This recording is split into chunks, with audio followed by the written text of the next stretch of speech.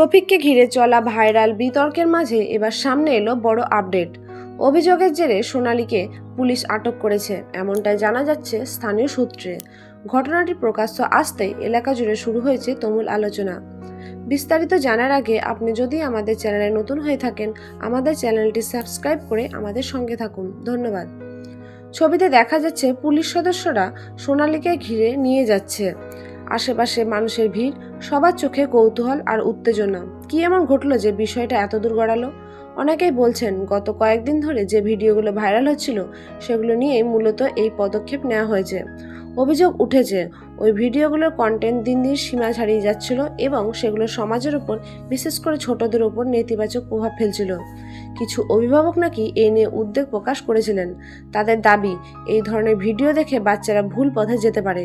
এদিকে ঘটনাটি সামনে আসতে সোশ্যাল মিডিয়ায় শুরু হয়েছে তর্ক বিতর্ক। কেউ বলছেন এটা একেবারে ঠিক পদক্ষেপ, কারণ সমাজের ভালো দিকটা রক্ষা করা জরুরি। আবার কেউ বলছেন পুরো বিষয়টা ভালোভাবে যাচাই না করে এভাবে পদক্ষেপ নেওয়া ঠিক নয়। তবে এখনো পর্যন্ত পুরো ঘটনার সত্যতা নিয়ে রয়েছে কিছুটা ধোঁয়াশা। তদন্ত চলার পরপরই জানা যাবে আসল ঘটনা কি এবং কেন এমন পদক্ষেপ নেওয়া হলো। আপনার কি মনে হয়, এই ঘটনায় পুলিশের পদক্ষেপ কি সঠিক? আপনার মতামত অবশ্যই কমেন্ট করে জানান। ধন্যবাদ।